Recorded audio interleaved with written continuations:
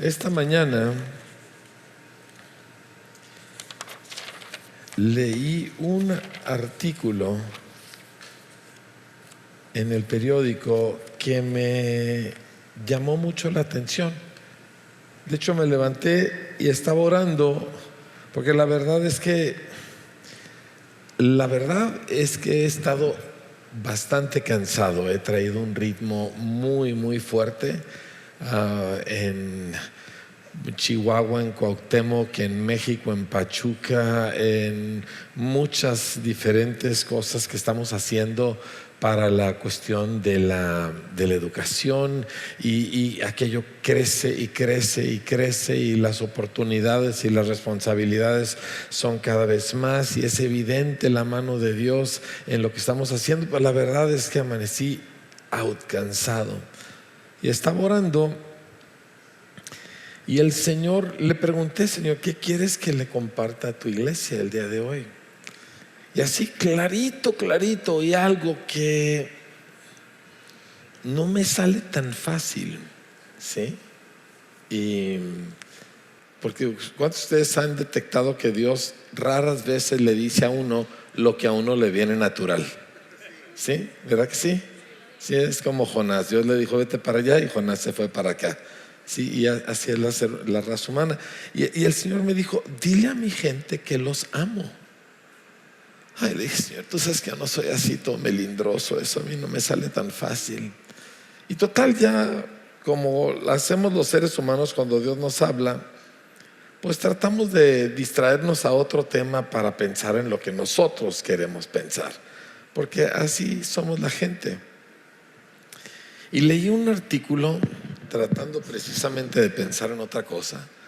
Leí un artículo de una historiadora que yo respeto mucho, y estaba hablando de unas escenas que se han dado en nuestro país en estas últimas semanas. Van varios casos que suceden muy parecidos, donde a un ladrón lo matan en el acto de su crimen.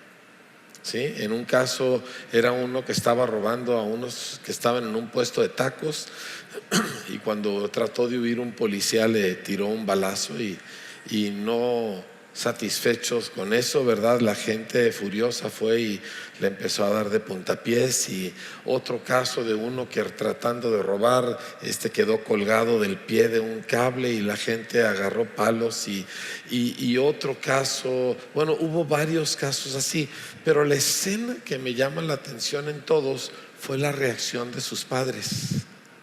Los padres se lanzaron sobre el cuerpo muerto de su hijo criminal, llore y llore: mijito, mijito. Y todo el artículo era un comentario sobre eso, y el pensamiento de esa persona o de sus padres ante un hijo criminal. Y dura la situación, porque pues un hijo es un hijo y te duele hasta el alma, ¿verdad? Y estas mamás, el caso del muchacho que robó en el puesto, fue el papá el que vino a gritos y sollozos, y pues es un hijo, es tu carne, ¿me entiendes? Y sí, es la piel de Judas, pero ¿cómo? Y pues y en medio de esa lectura me pregunté: ¿cómo amas al malo? ¿Cómo amas a una persona que es mala? Pues obviamente estas mamás y papás, en alguna medida, ¿verdad?, obviamente real, aman a esos hijos, pero el amor de esos papás no le ayudó a sus hijos, no los cambió. Y esa es la historia de nuestro mundo, y muy en particular de nuestro México, ¿verdad? Mucho cariño y el chamaco sale terrible, y el marido es un demonio, pero la mujer no puede desprenderse de su afecto por él, y el papá es un abusivo y violento, ¿verdad? Aún a veces hasta abuso sexual, ¿verdad? Y los hijos no se pueden desconectar de su ligadura emocional hacia esa persona mala. Me hice la pregunta: ¿cómo amas a alguien malo? Pregunta difícil, ¿verdad? La Biblia está llena de historias de ese tipo. Todo el relato bíblico está lleno de personas difíciles. Y la pregunta es, porque nos preguntamos los seres humanos, decimos, bueno, Dios es amor. Sí, pero la gente somos difíciles. ¿Cómo amas a alguien difícil? Y pensé en el relato bíblico, ¿verdad?, de Génesis, Apocalipsis, la característica extraordinaria del amor de Dios, a diferencia del amor de estos papás, incluyéndonos a nosotros, es que el amor de Dios redime, el amor de Dios rescata, el amor de Dios cambia. Estos amores, yo lo he visto en la escuela por 30 años, lo he visto en un montón de casos que he tenido que tratar, lo he visto cuando la policía de la ciudad me ha pedido ayuda porque los criminales, sus más ardientes defensores son sus mamás, y se tornan violentas y llegan a arrestar a su muchacho, sabiendo ellas lo que el muchacho hace. El amor humano no redime, no rescata, no cambia a la gente, pero el amor de Dios sí. Y todo este libro se trata de ese rescate. Y si tú lees el libro, sobre todo si tú lo lees sin detectar el amor de Dios, este libro es bastante deprimente. Sobre todo la historia del Antiguo Testamento como que va de pique. Siempre, cada vez está peor, ¿verdad? Empiezas donde hasta el asesino puede oír a Dios y terminas donde ni los profetas pueden oír a Dios. Y cada vez la distancia es más grande y cada vez la maldad es más extensa. Y llega un momento en la historia del pueblo de Israel donde hay un solo justo, el rey Josías. ¿Sí? Y luego él muere joven y Dios básicamente se lo lleva con él para poder entonces tratar con la maldad de su pueblo. Pero ¿cómo amas al malo? La pregunta no es para que tú te preguntes cómo tú o yo vamos a amar a una persona mala, sino cómo Dios nos ha amado a nosotros y qué efecto ha tenido eso en nosotros. ¿Sí? Entonces, pues quiero que veamos algunos pasajes. La semana pasada la pastora compartió algo, la verdad, extraordinario, que yo le quiero animar a que lo vuelva a escuchar así como lo estoy haciendo yo, porque es el mensaje de la Biblia, el mensaje de salvación. Pero yo quiero irme un poquito atrás y ver el cuadro previo, ¿está bien? Isaías 53 nos dice que Él fue herido por nuestras rebeliones, en el verso 5, molido por nuestros pecados, el castigo de nuestra paz fue sobre Él, y por su llaga fuimos nosotros curados. Y luego dice el siguiente versículo: todos nosotros nos descarriamos como ovejas. Todos, no hay excepción. Todos nosotros nos descarriamos como ovejas, cada cual se apartó por su propio camino.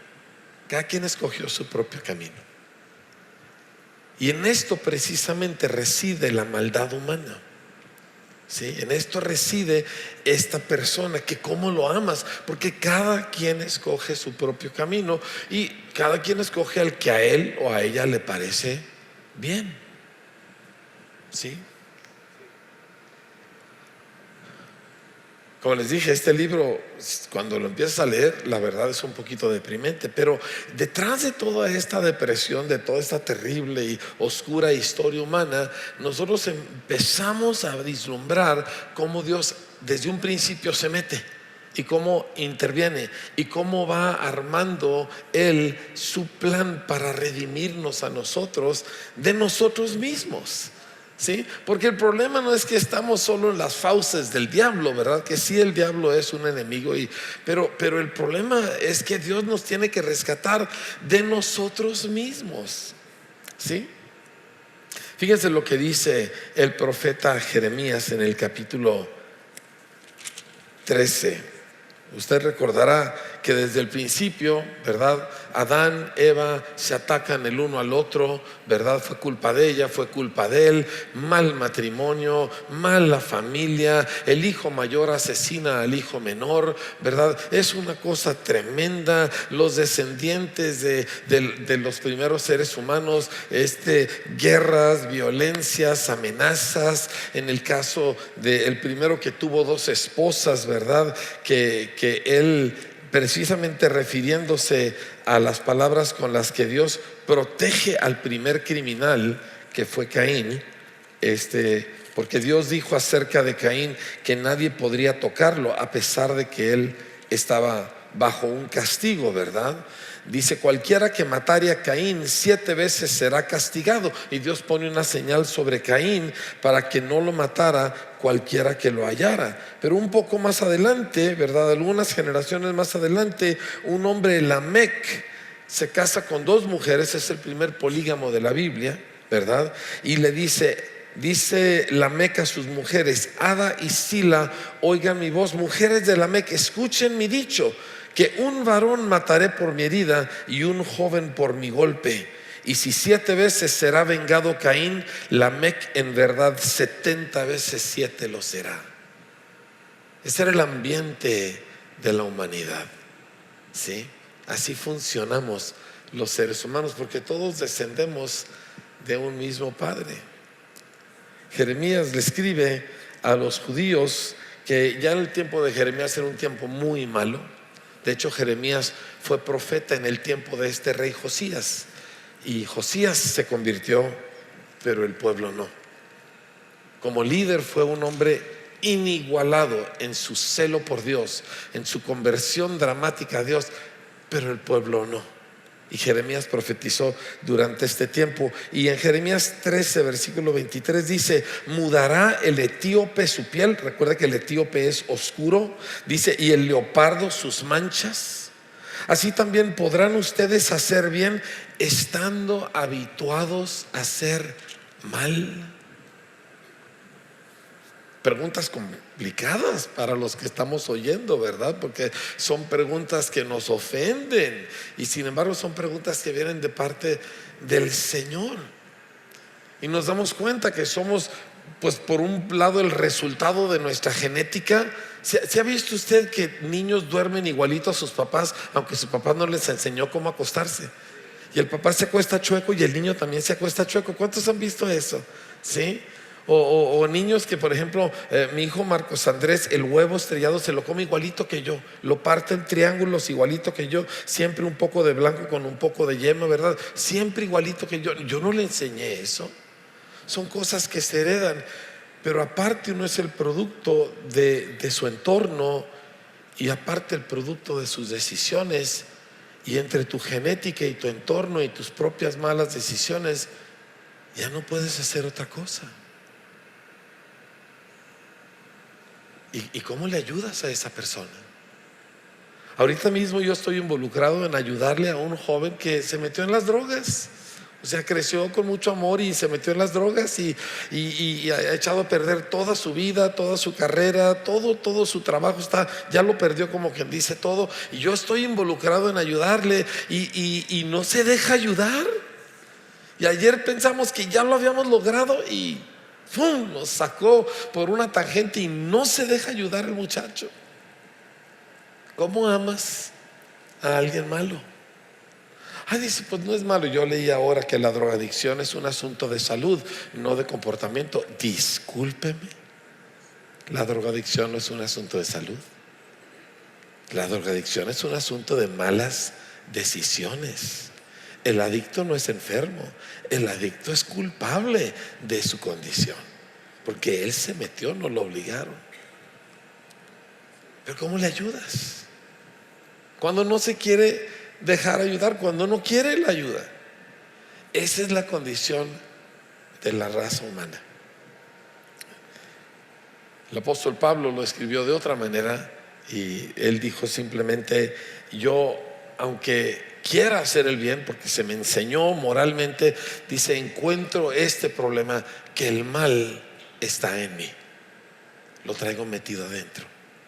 Y si me descuido, termino haciendo lo malo. Si me descuido, termino criticando. Si me descuido, me termino llenando de envidia. Si me descuido, termino codiciando. ¿No es esa la condición nuestra? ¿Cómo le ayudas a esa gente?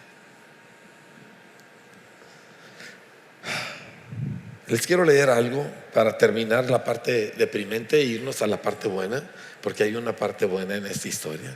De hecho, la historia es buena. Lo malo es que nosotros somos los malos de la historia, pero la historia es buena. ¿Está bien? ¿Sí? Pero sí, nosotros somos el problema de esta historia, pero la historia termina bien. Diga conmigo, la historia termina bien. Porque el amor de Dios redime. ¿A quién? Pues a nosotros. ¿A quién más? ¿Sí? Pues el amor no está para redimir al bueno, está para redimir al... Así es. Miqueas. Porque los seres humanos, como dice Isaías, cada quien escoge su propio camino, ¿verdad? Dice, todos nosotros nos descarriamos, cada cual se fue por su propio camino. Eso complica las cosas, ¿sí? Porque cada quien escoge su camino pensando que está bien, incluyendo esos ladrones. Yo se lo digo porque cuando yo no conocí a Cristo, yo robaba. Y yo sé que muchos de nosotros en mayor o menor grado también robamos X cosas. Y yo siempre justifiqué mis robos, fuera de mil maneras, pero el punto es de que todos escogemos nuestro propio camino y encontramos maneras de explicar por qué nuestro camino, pues si quizá no es bueno, no es tan malo. ¿Sí? Y en Miqueas, Dios hablando con su pueblo, en el capítulo 6 les está hablando de cómo Él los rescató y de cómo Él los defendió. Y luego el profeta voltea ante este Dios bueno y dice: ¿con qué me presentaré ante el Señor y adoraré al Dios Altísimo? Dice: me presentaré ante Él con holocaustos, con becerros de un año. ¿Se agradará el Señor de millares de carneros o de 10,000 arroyos de aceite? ¿Daré mi primogénito por mi rebelión, el fruto de mis entrañas por el pecado de mi alma? Aquí está un hombre que ya se da cuenta: yo no estoy bien, yo no estoy como yo necesito estar. Y aquí está este Dios bueno, ¿y cómo me le acerco? ¿Qué le ofrezco? ¿Qué sacrificio le puedo presentar para que yo de alguna forma sea acepto delante de Él, si yo sé quién soy? El mismo profeta continúa y dice: oh hombre, Él te ha declarado lo que es bueno. ¿Y qué pide el Señor de ti? Solamente hacer justicia, llamar misericordia y humillarte ante tu Dios. Solamente que yo no sé hacer justicia, yo no sé ser verdaderamente recto. No está en mi naturaleza vivir de una manera que es genuinamente, completamente recta, porque yo siempre tengo un interés personal en lo que hago, siempre. Y dice: y amar misericordia, eso está muy difícil. O sea, Mateo 5, 6 y 7, donde Jesús habla de amar al enemigo y de bendecir al que te maldice y de hacerle bien a la gente que te hace daño, pues no, eso se me hace muy difícil. Eso de poner la otra mejilla y hacer lo que Esteban cuando bendice a los que están matándolo a pedradas, eso es amar misericordia y a mí no me nace. Es más, cuando alguien me hace mal, yo me enojo mucho. ¿Alguien está conmigo? ¿Sí? O sea, no es que a lo mejor en mi mente digo voy a comportarme de diferente manera porque soy cristiano, pero la realidad es que en el momento que alguien me hace mal, se me tuerce por dentro y me sale todo el carácter, los genes, el entorno, las malas decisiones. ¿A quién está en el mismo barco donde me encuentro yo? Entonces no sé hacer justicia y no sé amar misericordia. Y luego termina, dice: y humillarte ante tu Dios. Y como dice el dicho, ando por los suelos, pero el orgullo me levanta. El orgullo, a final de cuentas, es la raíz de la acción humana, la vanagloria de la vida, de que yo sí valgo y nadie me desprecie y nadie me, etcétera. Entonces estas tres cosas que Dios lo super simplifica para que lo entienda, para decirnos esto es lo bueno, yo me encuentro en que yo no lo puedo dar a Dios, yo no lo puedo ofrecer, yo no lo tengo para darlo, no tengo la capacidad de estas tres cosas. Me encuentro donde se encontraba el joven, el hijo conocido como el hijo pródigo. Ustedes recuerdan la historia. Este muchacho es el ejemplo del malo. No era malo moralmente en el sentido de que era asesino o algo por el estilo, pero el muchacho se portó muy mal y le pide a su papá su herencia, lo cual es una cosa pues bastante fea que hacer, ¿verdad? Y se va y vive perdidamente y se entrega a los placeres y pierde toda aquella fortuna que a su papá le había costado toda una vida y a él no le había costado nada, y va y la pierde por completo. Es un derroche total. Y cuando está ya peleándose con los cerdos para tratar de comer algo, muriéndose literalmente de hambre, y se aguanta y no, yo tengo que encontrar la forma de salir de aquí, porque así hacemos los seres humanos, ¿verdad? No, ahorita se me compone, se me endereza el barco, ahorita se me abre una de las puertas que dejé pendientes, ¿verdad?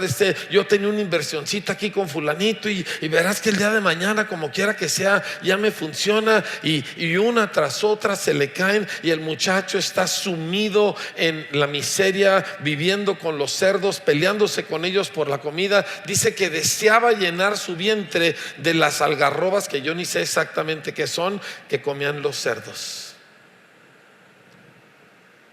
Y yo creo que ha de haber estado así de flaco. Y la ropa no se había cambiado en varios meses. Y el baño, pues, tampoco. ¿Sí? Llega un momento donde dice: me voy a morir de hambre. Me voy a morir de hambre. ¿Quién me puede ayudar? ¿A dónde puedo voltear? Ya fui con el dueño de los cerdos, no me ofrece nada. Ya fui con los amigos de parranda, todos me desconocen, ¿verdad? ¿Qué hago? ¿A dónde volteo? ¿Cuál es mi única posibilidad? Y se acuerda de su papá. Y se acuerda que su papá, pues, no es un mal tipo. No es un endurecido de corazón. Dice: pues voy a volver con mi padre, y empieza a preparar un discurso. El asunto es que él llega con su padre, pero no va buscando restauración, él no va buscando que su padre lo abrace, él no va buscando una fiesta o besos, él no va buscando, él solo va buscando un bocado de pan. Me estoy muriendo de hambre, por favor, aunque sea déjame trabajar aquí con tus cerdos, yo sé que tú a mí sí me vas a dar algo de comer.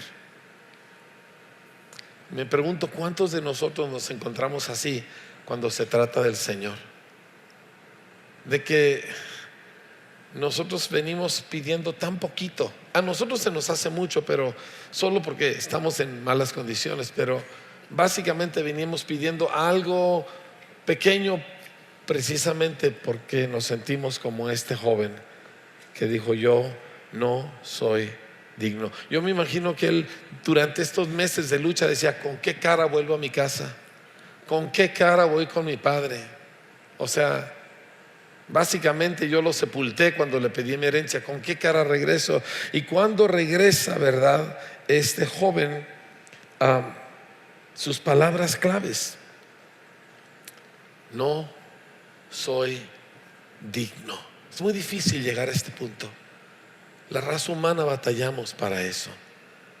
Y a mí me llama la atención dos cosas acerca del papá. Es evidente que el papá amaba a este muchacho sin reservación.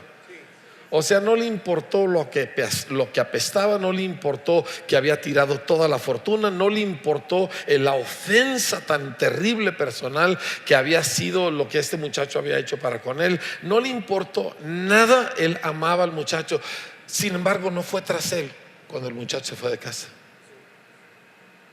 No le trató de aminorar las consecuencias de sus malas decisiones, que el papá perfectamente entendía, porque el muchacho estaba siguiendo un camino que seguramente el papá había visto a muchos amigos de su juventud seguir. Y el papá no lo protegió de sus propias malas acciones. si me permite hacer un pequeño paréntesis a papás y mamás, deje de sobreproteger a sus hijos. Deje de tratar que las malas ideas, acciones y decisiones de sus hijos no tengan malas consecuencias. No le hace ningún bien a su hijo, y ese tipo de amor no redime, no ayuda. Parte de mi lucha principal con muchachos drogadictos son sus papás, porque le tienen mucho cariño pero no lo saben manejar y quieren evitarle cualquier dolor. Pero el papá del hijo pródigo no le evitó dolor, no porque no lo amaba, sino porque su objetivo era redimirlo, porque el amor de Dios redime, rescata. Sí. Ahora, viendo toda esta historia de este muchacho, cuando llega, ¿verdad?, con su padre y empieza a decir, ¿verdad?, no soy digno, y el papá no lo deja terminar, y ya sabemos todo lo que sucede, ¿verdad? El papá le manifiesta un amor impresionante para toda la actividad de la hacienda, hace una gran fiesta, pero el muchacho todavía no ha sido redimido. O sea, muchos, incluyéndome a mí, que pensamos, no, pues es que el muchacho se arrepintió, pero el muchacho no se arrepintió. El muchacho solo quería pan. O sea, el muchacho no es que estaba diciendo yo estoy mal en el sentido de que hoy voy a cambiar. Estaba diciendo, me estoy muriendo de hambre. Alguien tenga misericordia de mí. Y nuevamente viene mi pregunta: ¿cuántos cristianos nos encontramos en el papel de ese muchacho? Que ya sé que no soy digno, ya sé que le he regado mucho, ya sé que y vengo a Dios pero de lejecitos, y no me atrevo a acercarme más, en parte porque me siento avergonzado, y con todo derecho y con toda justicia, pues así debe ser, pues yo hice mal, claro que me siento avergonzado. O sea, yo soy pastor, yo batallo con la naturaleza humana todos los días de mi vida, no solo la mía, también la de usted. Y en esa batalla lo que me doy cuenta es que la mayoría mantenemos cierta distancia. Y sí, Dios ahorita, pero mal salimos de aquí, ya estamos en otro lugar, ya estamos en otro canal, ya nuestro pensamiento se fue a otra cosa. Estamos como yo en la mañana, Dios me dice, dile a mi gente que lo amo. No, yo quiero leer otra cosa, Señor. Y yo creo que en gran parte lo hacemos porque sabemos que no somos dignos. Sabemos y decimos, no, pues es que el pastor o la pastora o fulanito orador, ellos sí, pero yo no, pues yo. Y yo quiero mostrarte cómo el amor de Dios, ejemplificado en esta parábola, cambia todo. ¿Está bien? ¿Sí? Yo siempre me imagino esta historia, de hecho la escribí, ¿verdad? Porque este muchacho vino pidiendo un bocado de pan, pero su papá lo que hizo fue restaurarlo. Lo que el papá hizo con él no se hace por un trabajador, no se hace por un cliente, ¿me entiendes? Pero su papá hace algo absolutamente fuera de proporción, ¿verdad? Y yo me imagino yo siempre me he imaginado que toda esa tarde, ¿verdad? Póngale que esto eran las 4:30, 5 de la tarde, matan los becerros, contratan a los músicos, decoran como pueden la hacienda, empieza la cena, la música, pasaron varias horas, yo creo que les dieron ahí, no sé, las 8, 9, 10 de la noche, y el muchacho, yo siempre me lo he imaginado aturdido en medio de todo aquello, ¿me entiende? Todavía no ha sido redimido. Todavía es el vago que se fue. Todavía está con aquella cosa y el papá derramándole toda clase de favores, y llega el hermano todo amargado, todo enojado, y el papá defiende al hijo pródigo. ¿Sí me comprende? Yo siempre me he imaginado que llegó un momento esa noche, siempre se me viene a la imaginación que esa noche el muchacho ya bañado, ya limpio, ya en ropa nueva, ya con el estómago lleno, se acuesta en una cama con sábanas frescas y limpias y se le viene encima todo el amor de su padre y se suelta, llore y llore y llore de vergüenza. Y por primera vez se le abren los ojos y ve quién es su padre y ve lo que hizo él. Y yo me imagino que esa cama amaneció mojada de lágrimas de ese muchacho, de por primera vez ver su condición real, no porque el castigo y el hambre y los cerdos, sino porque el amor de su padre le abrió los ojos. Y cuando eso sucede, todo cambia. Te cambia adentro. La vergüenza no es vencida porque prometes mejorar. La vergüenza es vencida porque el Padre te la quitó con su absolutamente desproporcionado amor. ¿Me entiendes? Uno no paga sus penas, uno no paga sus faltas, uno no se quita a punta de una vida reformada la vergüenza del mal que uno hizo. El Padre viene y ama a su Hijo y lo ama de pura gracia y lo ama sin tener ningún límite, y eso es lo que nos cambia. Eso es lo que te redime. Me imagino a este muchacho escribir lo siguiente, llorando de vergüenza, ya no por su situación, que es lo que normalmente los seres humanos lloramos, sino por cómo él podía haber tratado así a un hombre que lo amaba tanto. Ahora sus ojos se esclarecieron, pero su hermano mayor todavía no lo veía. ¿Sí? El hermano mayor todavía no conocía el amor del Padre, vivía con el Padre, pero al igual que el hermano menor, tampoco conocía el amor del Padre. Él también necesitaba ser redimido, porque sabes que la gente buena también necesita redención, no nada más la mala. Yo tengo en mi mente una petición de que cuando yo llegue al cielo, cuando Cristo vuelva o yo me muera, yo quiero pedirle a Jesús que me cuente la continuación de la parábola del hijo pródigo. Yo quiero saber cómo salvó al mayor, porque el mayor estaba igual de perdido que el menor, ¿verdad? Estaba igual de ajeno al amor del Padre que el hijo menor, y por eso él tampoco se atrevía a pedir nada. El menor vino y pidió un bocado de pan, el mayor ni siquiera un cabrito pidió, porque los dos se sentían, yo no soy suficiente.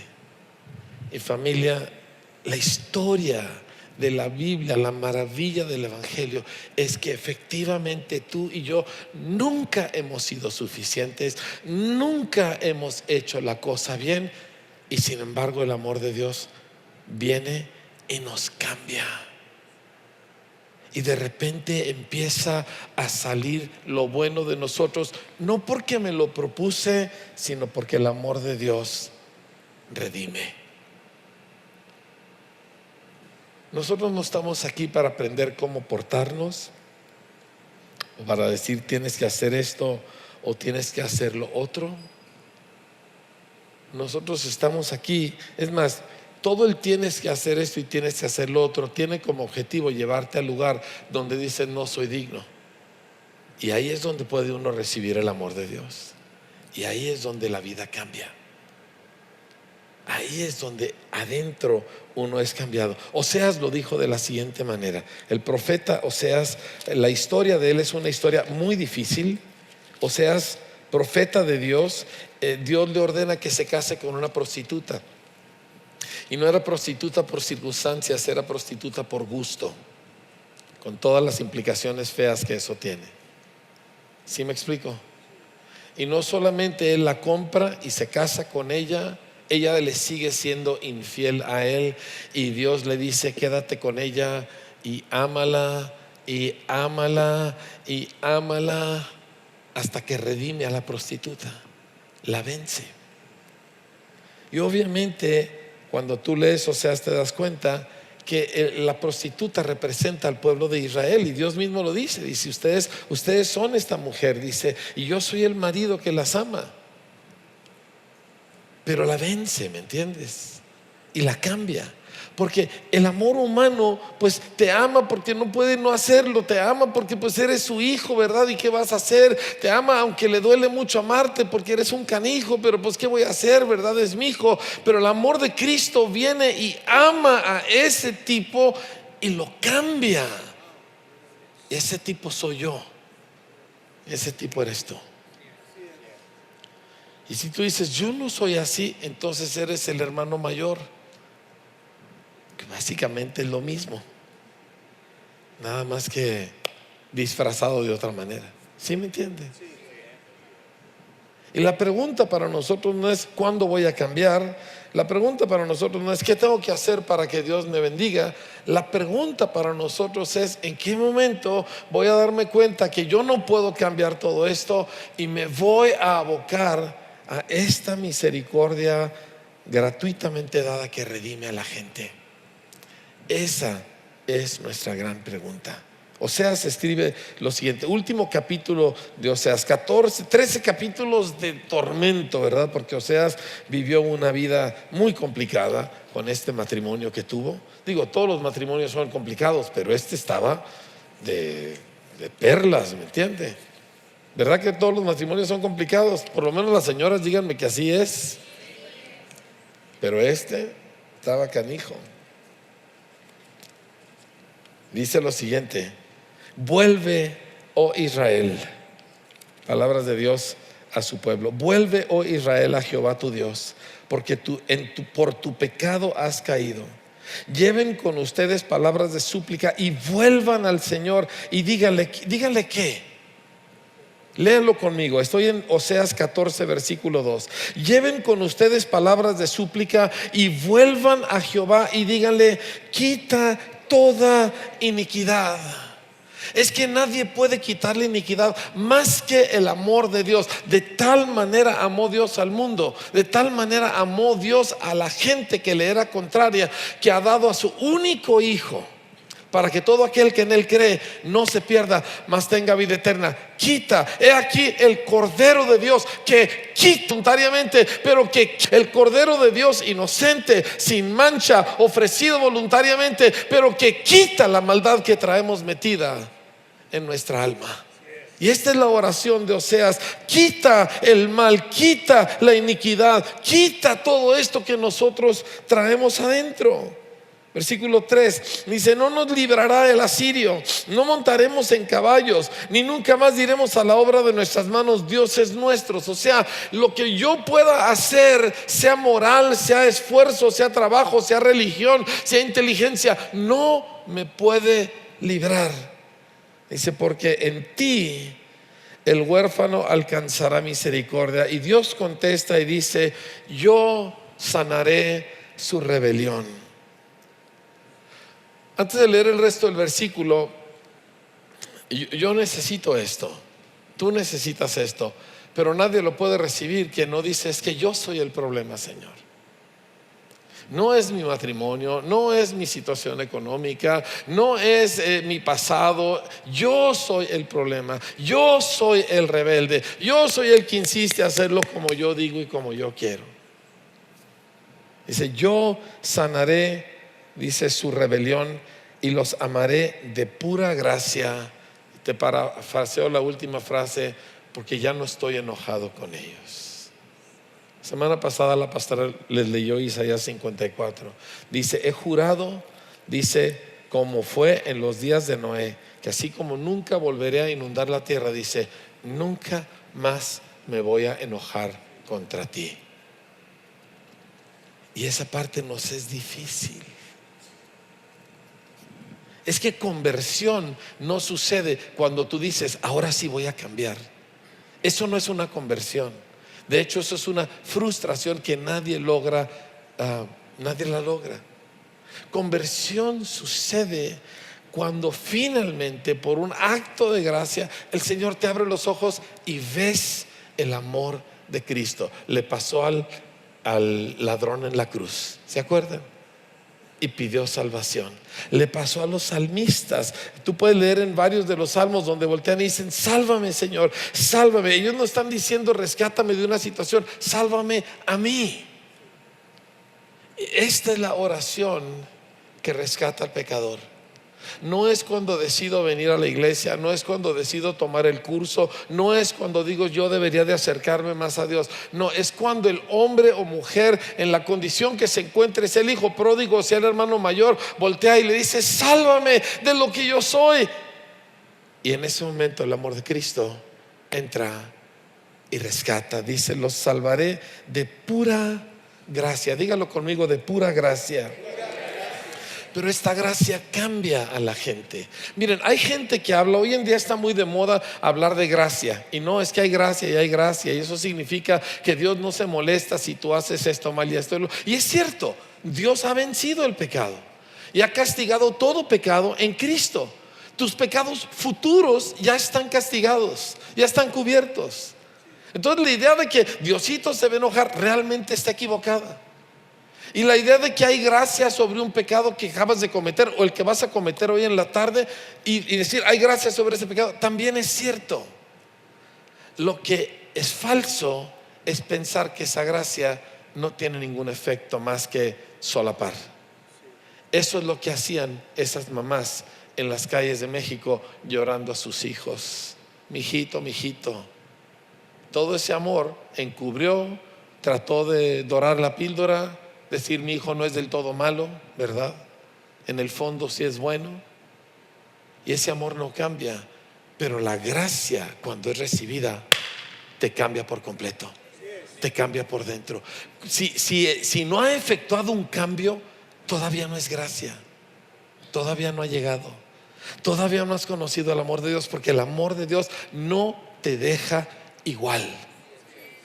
Punto. Es como Judas. Judas nunca entendió el amor de Jesús. ¿Cómo lo sé? Porque cuando él se da cuenta que él había hecho algo malo, él no corrió a Cristo buscando perdón. Él corrió y se ahorcó. Cuando alguien encuentra el amor de Jesús, no hay pecado demasiado grande y no hay condición demasiado mala que Cristo no la cambie. Ese es el mensaje de Cristo. Ese es el mensaje de todo este libro. Desde el día que cayeron Adán y Eva, el Señor les dijo: los voy a rescatar. Oye, te acaban de traicionar. Tú no dices cosas así. Dice: ustedes me acaban de traicionar, yo los voy a rescatar. Va a venir un día, va a venir uno nacido de mujer, no de semilla de hombre, no de simiente de hombre, sino de mujer. Él va a aplastar al enemigo. Yo los voy a rescatar. Y luego todo el resto del libro de eso se trata, de Dios preparando para nuestro rescate. Vez tras vez tras vez lo hace con su pueblo Israel, pero todo era en preparación para el día que Jesús iba a venir a rescatarnos. Gente pregunta: ¿por qué el Dios del Antiguo Testamento parece tan diferente al del Nuevo? No es diferente, es el mismo Dios. Lo que pasa es que estaba preparando el camino para llegar al momento donde Él se manifestara en la persona de Jesús y mostrara cómo Dios ama a la prostituta, a la mujer hallada en adulterio, al mafioso y al jefe de los mafiosos, ¿verdad? Y a todo el resto de la gente, incluidos los fariseos que lo estaban atacando.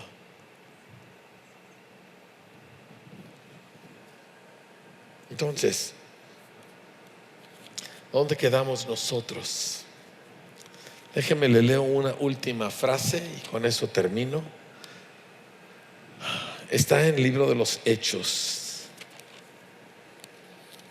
en el capítulo 11. Pedro ya tuvo aquella tremenda experiencia con Cornelio y los gentiles que recibieron el Espíritu Santo, ¿recuerda? O sea, acuérdense que un judío a un gentil, que todos aquí nosotros somos gentiles, nos veían como animales. Y no importaba el dinero y la erudición y todo eso, nos veían como animales. ¿Por qué? Pues porque vivíamos básicamente buscando lo que buscan los animales, que era placer, ¿verdad? Que comer y pues eso buscan los animales, y los judíos decían: ustedes son como los animales. No son mis palabras, de hecho ellos usan palabras más fuertes, nos llamaban perros, que muy fuerte. Para todos aquellos de nosotros que sentimos que ahí la llevo, los judíos que no conocen a Cristo nos consideraban a nosotros perros. Feo, bastante feo. Entonces Pedro y todos los judíos jamás tenían contacto con un no judío, por lo mismo, porque eran pecadores, los gentiles pecadores, ¿verdad? Que ni llegan a humanos.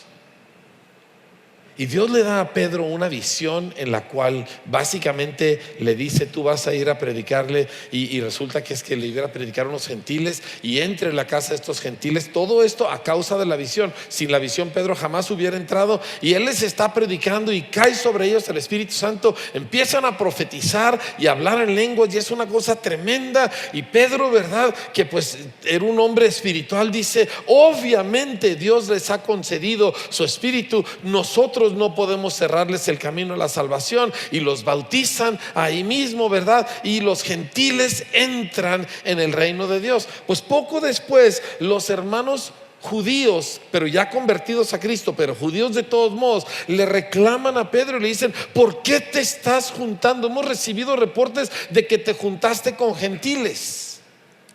Y Pedro les contesta y les informa lo que sucedió. ¿Sí? Y en el capítulo 11, versículo 15 dice: y cuando comencé a hablar, cayó el Espíritu Santo sobre ellos también, como sobre nosotros al principio. Entonces me acordé de lo dicho por el Señor cuando dijo: Juan ciertamente bautizó en agua, pero ustedes serán bautizados con el Espíritu Santo. Si Dios pues les concedió también el mismo don que a nosotros que hemos creído en el Señor Jesucristo, ¿quién era yo que pudiera estorbar a Dios? Ahora tú tienes que entender que para un judío el hijo pródigo era un santo comparado a un gentil. O sea, el gentil no tenía ninguna posibilidad de absolutamente nada cuando de Dios se trataba. Y Pedro les está reportando la cosa más revolucionaria que jamás nadie se pudiera haber imaginado: que Dios tenía algo para los gentiles también, o sea, nosotros. Y fíjense cómo contestan los judíos. Me encanta cómo ellos entendieron. Dijeron: entonces, oídas estas cosas, callaron y glorificaron a Dios diciendo. Fíjense primero lo que no dijeron: así que los gentiles hablaron en lenguas, gloria a Dios. No. Así que los gentiles tuvieron una experiencia del Espíritu Santo. No. Dice: de manera que también a los gentiles ha dado Dios arrepentimiento para vida. Romanos dice que es la bondad de Dios la que nos lleva al arrepentimiento. Fue la bondad del padre del hijo pródigo lo que llevó a ese muchacho a llorar sobre su almohada y arrepentirse esa noche, y ahí fue redimido. Y es la bondad de Cristo para contigo, que te ama a pesar no solo del mal que has hecho, sino de todo lo que has dicho para justificarte.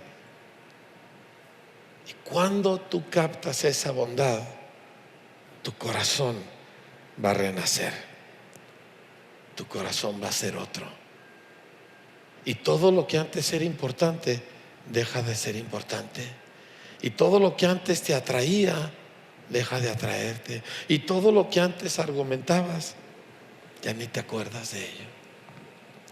¿Sabe por qué una generación de jóvenes aventó todo y se fue por el mundo predicando el evangelio hace 50 años? Porque el amor de Cristo los alcanzó.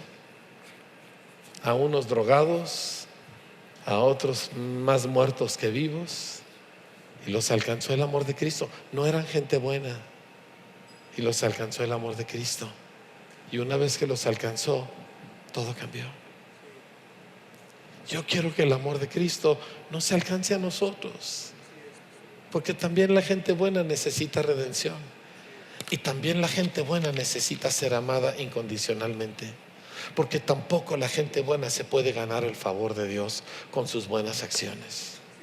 Tú no te puedes ganar el favor de Dios Pero el favor de Dios para ti ya ha sido ganado por Cristo, por su sangre derramada, por su sacrificio en la cruz. Tú, en el momento que tú estás tratando de ganártelo con tus buenas acciones, tú te cierras a toda posibilidad de que el Padre te ame. Pero así como el hijo mayor, el Padre sale a ti y te dice: hijo, entra a la fiesta, tú también eres parte de esto. Yo no amo a tu hermano más que a ti. No necesitas haber sido drogadicto para que yo te ame. No necesitas haber vivido una vida inmoral para que yo te ame. Esto también es tuyo.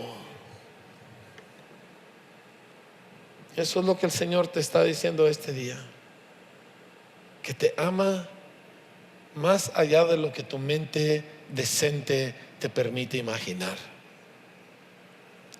Y que si te atreves a creerlo, toda tu vida va a cambiar. Es peligroso ser amado, ¿sabes? Yo lo veo en las chicas, se enamoran de un chavo y malo el amor, ya no oyen razones. ¿Verdad que sí les pasa?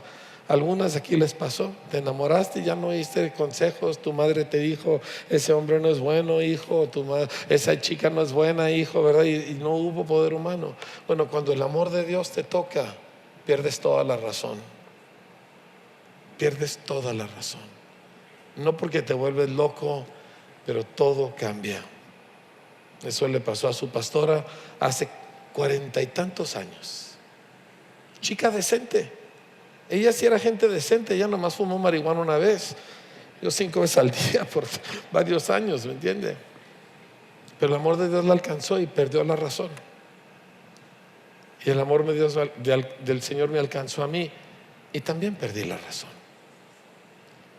Y el amor de Dios te quiere alcanzar a ti, porque Dios no está buscando gente decente, Dios está buscando gente amada. Y yo quiero pedirte que tú escojas este día si tú quieres ser decente o si tú quieres ser amado. Si tú quieres decir: yo estoy más o menos bien, o si tú quieres ser amado. Si tú quieres ser uno de los que ahí la llevo, o prefieres ser un redimido. Pero no puedes ser las dos cosas. O eres amado o eres decente. O eres redimido o eres ahí la llevo. ¿Sí? ¿Cuál de las dos va a ser para ti en este día? ¿Qué es lo que tú quieres de Dios? ¿Una palomita, una estrellita que te diga: ahí la llevas, mijo? ¿O quieres ser amado por el Dios cuya esencia es amor? ¿Quieres ser amado más allá de lo que toda tu forma de ser te ha permitido hasta ahora? Dios no te está ofreciendo necesariamente 1000 cosas que uno le pide. Te está ofreciendo mucho más. Y yo no quiero que estemos como el hijo pródigo: nomás un pedazo de pan, nomás un pedazo de pan, no me des nada más, yo no soy digno, más con un pedazo de pan. No eres digno, pero hay más que un pedazo de pan. Amén. ¿Hay alguien aquí que no conoce este amor y que lo quiere conocer? Quiere voltear y decirle: sálvame. Sálvame, Señor. Sálvame de mí. Porque los sociólogos nos dicen que en el día de hoy todo ser humano, eso se incluye a todos nosotros, dedicamos más del 90% de nuestros pensamientos a pensar en nosotros mismos. Eso, la única lado bueno es que cuando vas por la calle y alguien se ríe y tú dices: ay, se rieron de mí. No se rieron de ti, porque están absortos en sí mismos. Ni se fijaron que tú existes. Así como tú no te fijaste que ellos existen hasta que te afectó a ti. ¿Me entiendes? Más del 90% de nuestros pensamientos dedicados a nosotros mismos. Ahí es donde usted dice: sálvame. Sálvame de mí mismo. Todos los males que se justifican en esta vida es porque nomás pensamos para acá, hasta que decimos: sálvame, Señor. Hay alguien en este lugar que necesita que Dios te salve hoy. Que Dios te salve aquí, ahora. Bien hecho, hijo. Dios te ama más de lo que yo te puedo decir con palabras. Es más, mis palabras son súper pobres. Pero el amor de Dios es una realidad que ha definido mi propia existencia. Yo quiero saber si hay alguien más en este lugar que no conoce el amor de Cristo. Dios te bendiga ahí. No conoces el amor de Cristo. Dios la bendiga. Y quieres que te salve. Este no es un amor para alguien bueno. Ay, mi hijo tan bueno. Este es mi hijo el ladrón. Sí, este es mi hijo, el que lo agarraron con las manos en la masa. Y de todos modos el Padre te ama, pero no te deja así. Hay alguien más que quiere decirle: sálvame de mí, sálvame de mí mismo. Estoy perdido en mí mismo, no sé cómo escaparme. Dios te bendiga. Voy a pedirles a todos que se pongan de pie conmigo y que abras tu corazón. Soy cristiano, Señor, vengo a la iglesia, leo la Biblia, pero básicamente pienso en mí. Sálvame, Señor, sálvame de mí mismo.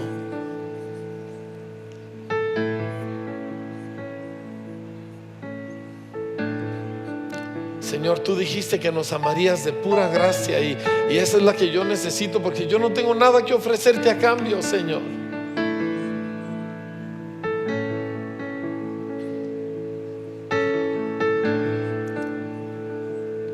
Espíritu Santo, tú prometiste, Señor, tú prometiste que tú traerías a nuestros corazones una convicción y nos permitirías ver la realidad de cómo estamos, no para hundirnos, sino para que volteemos y nos dejemos amar por el único amor que puede vencer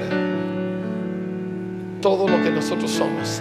Así que hoy te pedimos, Señor, abre nuestros ojos.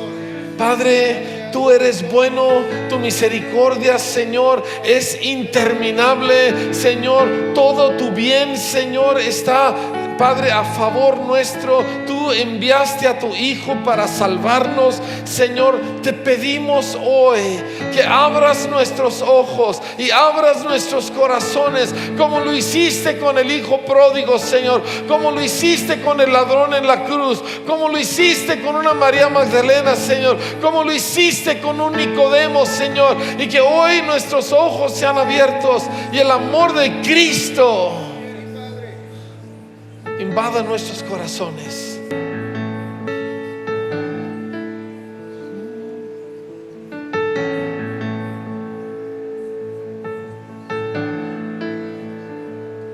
¿Por qué no levantas un momento tu voz al Señor y habla tú con Él?